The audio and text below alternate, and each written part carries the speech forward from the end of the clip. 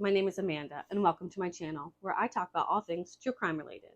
This is going to be another update case video where we talk about hearings or case updates that have taken place in the past week or that may be happening in the next week. I wanted to talk about 4-year-old missing Athena Brownfield, who is still missing, as I said, from Surreal, Oklahoma. There really isn't too much known about her case, but I just wanted to cover it because it's a 4-year-old and she's still missing. So the few things that we do know, like I said, she was reported missing on January 10th, 2023, when a postal worker came across a young girl who was unattended by any adults and was outside wandering by herself. Police did some investigating, and according to this young girl, she's 5 years old, her 4-year-old sister, Athena Brownfield, was missing. Now, we don't know really any information around where she was last, how she came up missing, any of that information. What we do know is her caregivers, which is what police and media keep calling, I guess, the people that were supposed to take care of her.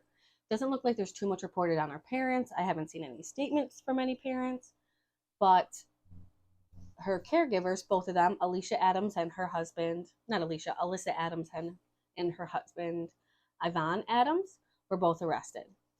Alyssa was arrested on 2 counts of child neglect, while her 36-year-old husband, Ivan, was arrested on 2 counts of child neglect and first-degree murder. Now, we don't know if this first-degree murder charge has to do with Athena. However, given the circumstances, it's hard to think that it doesn't. Now, there has been ongoing searches for her, but as of right now, she hasn't been found yet. Now, if you have any information regarding Athena's disappearance, you're asked to call 800-522-8017, which is the Oklahoma State Bureau of Investigations. Now, Bryan Kohberger had a hearing on January 12th of 2023, just a few days ago, where he waived his right for a preliminary hearing in 14 days and his right for a speedy trial. I feel like that's fairly routine, especially for a case of this magnitude. I'm sure police have a ton of discovery and a ton of stuff that his lawyers have to go through, or his lawyer. I'm not sure if he's going to have 1 or 2. They haven't released if they are going to seek the death penalty. I believe they have 60 days to file that notice or to file those indication that they'll be seeking the death penalty. And from there, he may turn another lawyer. I'm rambling. So his next hearing for a preliminary status, a pretrial hearing, is for June 26th at 9 a.m. I'll go ahead and keep you updated if anything else comes out that is pertinent to the case. I know that there's a lot of people in his life coming out and talking about him, schoolmates, old girlfriends, Tinder dates. I won't normally report on that stuff unless asked due directly to the crime. In my opinion, I don't really want to get into all the he said, she said drama of cases. I'd rather just know the facts and tell you what we do know. For those of you that don't know, Bryan Kohberger is charged with 4 murders in Moscow, Idaho. 4 college students were murdered in their home back in November, and he was charged with their murders in the end of December. Now, Richard Allen had a hearing, who is charged with the murders of Abigail Williams and Liberty German out of Delphi, Indiana. He had a hearing that looks like it, like I said, it was routine, discovery, blah, blah, blah, stuff like that. It looks like a lot of that stuff is just a formality. However, the judge did express concern that the trial would actually start on March 23rd, so we'll have to wait and see if that's still a go. It looks like there is another hearing on February 17th where they'll discuss bail again.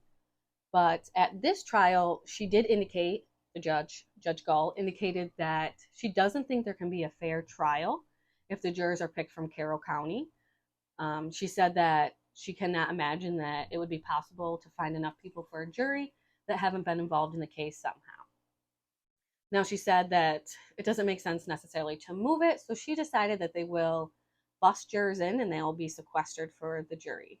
According to her, both attorneys have a week to decide on where they want to bus these jurors in from.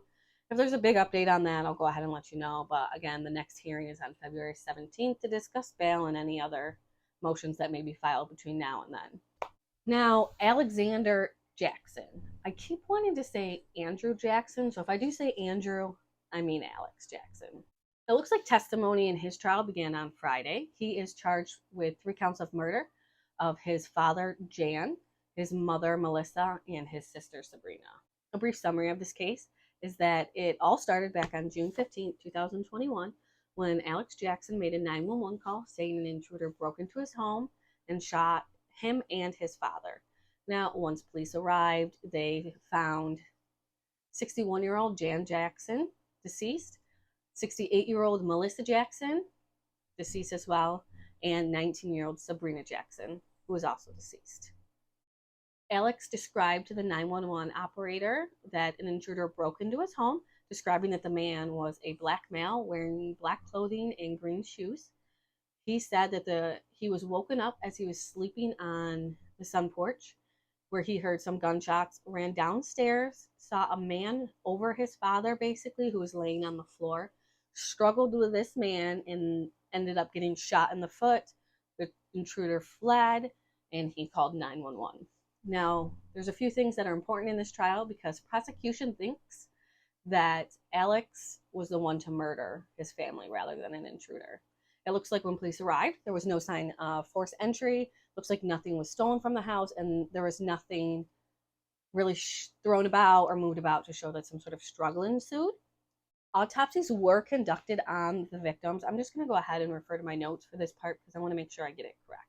It looks like his father, Jan, was shot 5 times in the neck, head, and stomach. His mother, Melissa, was shot 2 times in the head at close range. And Sabrina, who was just 1 year younger than him, like I said, was shot in the chest, face, and arm. Police also disclosed that the only fingerprints, palm prints on this gun that was supposedly struggled with was Alex's. So that's not really a good look right there. The prosecution alleges that this triple murder took place because Alex's father, Jan, told him that he either needed to get a job or move out because at the time of this murder, he was 20 years old. So like I said, Friday was the first day of testimony, and the trial is expected to last for 9 days. The next day of trial will be Tuesday, as Monday is Martin Luther King Jr. Day, so courts are closed that day. I, of course, will keep you updated on this as well. I probably won't update it every day, obviously, but when a verdict comes out and a sentencing, I'll go ahead and let you know how that came about. If you do want to watch it live, I know that Law & Order is streaming it on their YouTube channel. So Maya Millete, it looks like Larry Millete has been in court for his preliminary hearing starting January 10th, I want to say Wednesday. January 11th, I apologize, in San Diego. He is accused of murdering his wife, Maya. She has not been seen since January 7th, 2021. It was reported that she actually called a law firm on this day, January 7th, 2021, inquiring information of getting a divorce from Larry. She spoke with a legal assistant who she told that she wanted to meet over the phone. She did not want to go in person because she was worried that her husband would find out. She expressed that she was kind of fearful of Larry and came across as being fearful in what seems like the legal assistant's opinion. Maya ended up setting an appointment for January 11th, 2021. However, she didn't end up making that appointment. According to the legal assistant, she wanted to wait for that meeting until after her daughter's big birthday weekend. She had planned this birthday weekend for her daughter at Big Bear Mountain, and she didn't want to have any talk of divorce or any negative vibe in regards to that for her daughter's birthday because she has 3 children. They are all now under the age of 13 and under. So then they were a little bit younger, obviously. I think it's 13 now, 11, and a 6-year-old. Maya ended up setting an appointment with a lawyer for January 11th where she was going to have a conversation with him over the phone, I believe. However, she didn't end up making this meeting, phone call, conversation, whatever it was. So Maya did not make this birthday weekend that she had planned either for her daughter. The couple had been going through a rough patch for sure. And Maya made it clear to, I'm sure to Larry and to her family that she was not happy. Now, Larry would do some weird things. I don't want to say weird as in like a negative way, but he would pay people to cast spells to get Maya to want to stay with him. There's so much information in all the documents and stuff that maybe I'll do a deep dive before the trial starts. But he is currently having his preliminary hearing, and they expect it to last 2 to 3 weeks. So once that's all done and over with, I'll go ahead and put out whatever information we found new, and maybe that's when I'll do a deep dive into her case, just to give kind of a background since After the preliminary hearing, once the 2 to 3 weeks is over, a judge will decide if there is enough evidence to proceed to trial. Now, one of the tricky things that could hinder this investigation is Maya has not been found.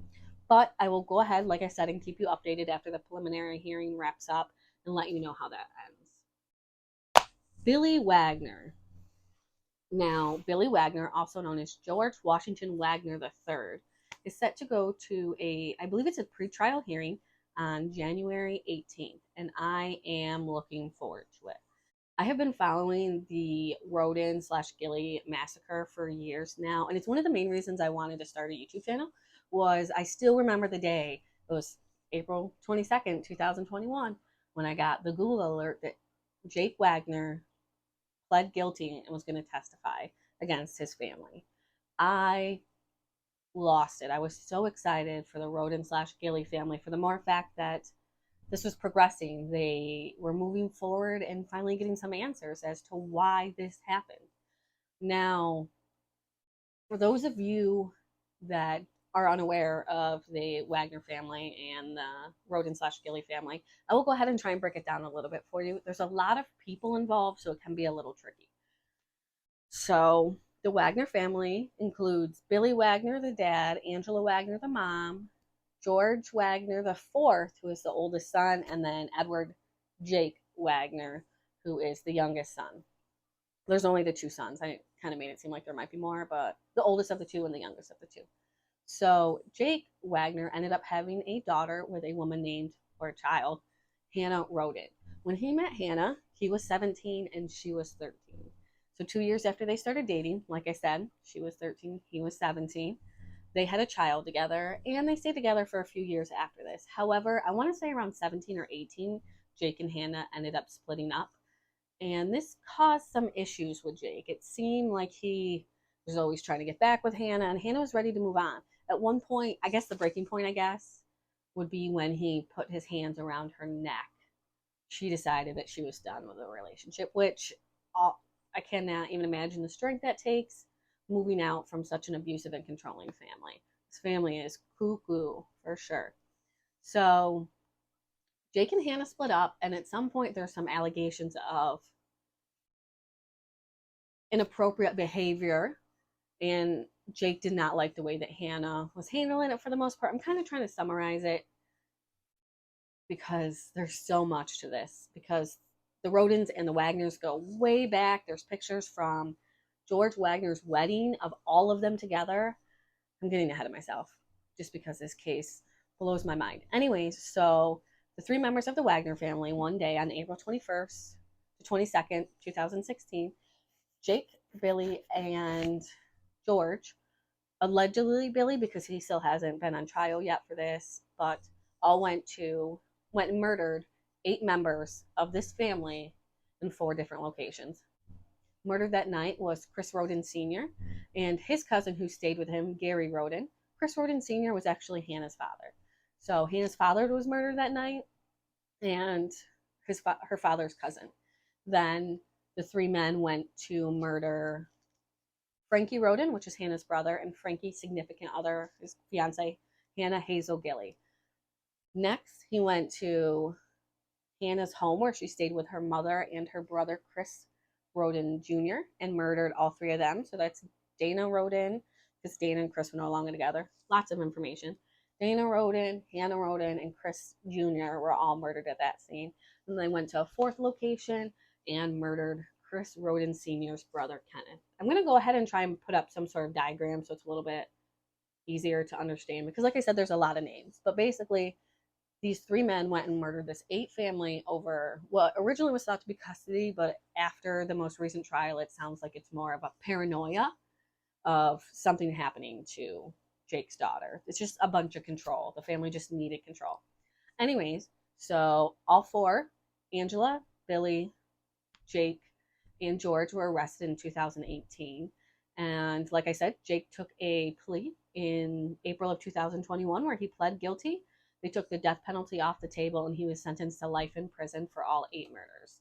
Then Angela was arrested, like I said, the mother, because she definitely helped. It was conspiracy amongst all of them, allegedly, because Billy still hasn't been found guilty. where she pled guilty to conspiracy to commit aggravated murder, and she was sentenced to 30 years in prison. Both Jake and Angela ended up testifying against George Wagner IV, the son. He went to trial back in November and December, and they both testified against him, where we found so much information. At some point, I'll do a deep dive into that, maybe around Billy's trial. We'll see. Where they testified against him to everything that took place, and basically said that even though George Washington IV did not shoot anyone, he was found guilty of 8 counts of murder and sentenced to life in prison without the possibility of parole.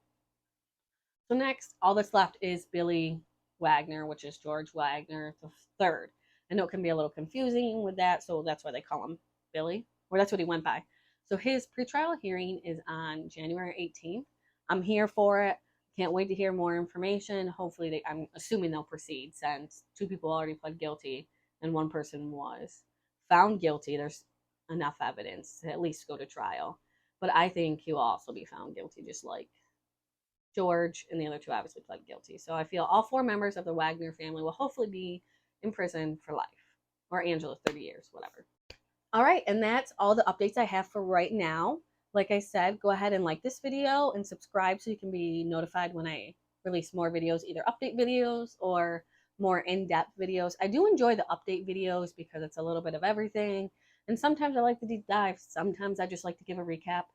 We'll see how it goes. Let me know if there's any cases you're following or that you would like me to cover in the comments.